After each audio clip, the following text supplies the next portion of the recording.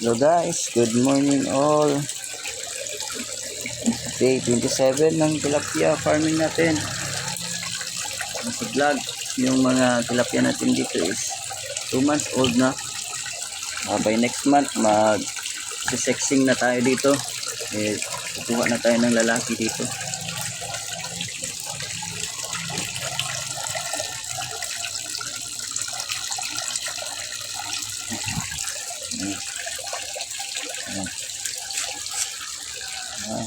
May mga fry natin, no? Malaki na kunti.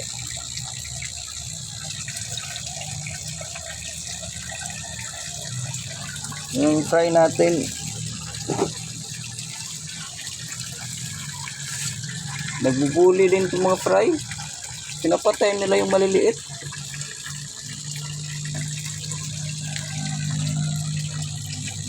Yan, laki na. Kunti pa.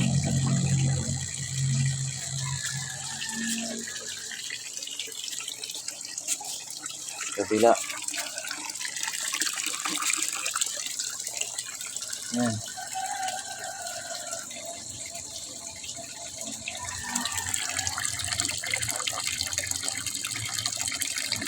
Yan na. Dati hindi pa ito nakikita eh. Yan, nakikita na sila. Yan.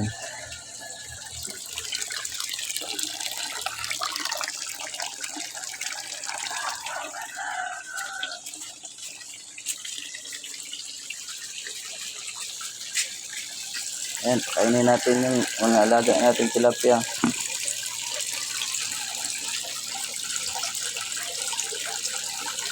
Ayan. Ano sila?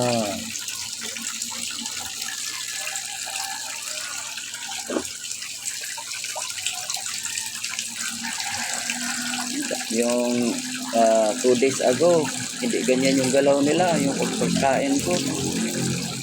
Hindi talaga, hindi kumain talaga.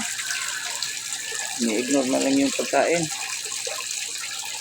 Kaya nag-water change tayo. Emergency water change, 50%. Tapos lagay ng asin. Ayan, bumalik na sila. Bumalik na yung kondisyon nila. Yan lang. Yung ganon na sitwasyon, ibig sabihin nun na yung tubig mo is yung hardiness niya lumiliit na, yung pH. Kasi dahil sa ulan, yung straight yung umuulan lang araw, yun. Kaya water change 50%, tapos lagay ng asin, ayan na, okay na sila.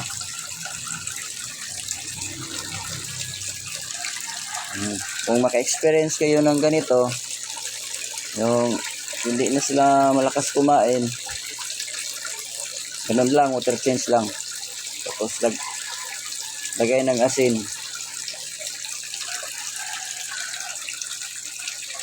Ganitong asin, ganito kalaki yung nilagay ko na asin is kuan lang,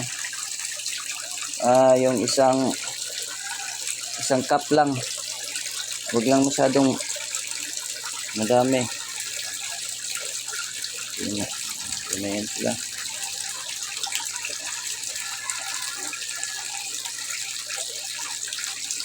Tama na.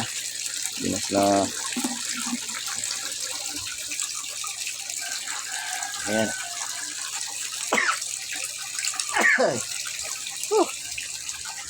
Ay, share ko din yung mga bell paper ko dito. Yan. Yan ang mga bell paper ko. Yan. Yan tayo mga bell paper dito. Sarap to is ice cabbage. Isang weeds.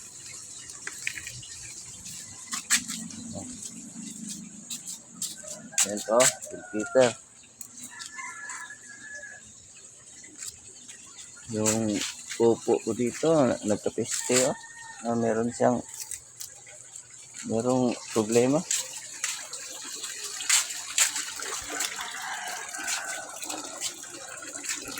Magre-reset ako. Meron na palang bunga. Yan o, meron ng bunga. Ito. Lagyan natin ng tubig galing sa fish pan. Fertilizer to eh. Yan.